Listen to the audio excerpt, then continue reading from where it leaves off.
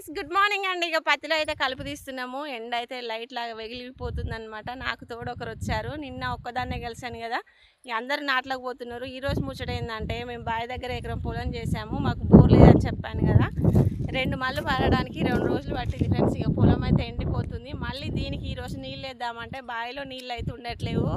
సాయంత్రం వరకు కూడా మోటార్ నడవట్లేదు. వచ్చిపోయే కరెంటుకు నీళ్ళు అయితే ఇప్పుడే అయిపోతున్నాయి.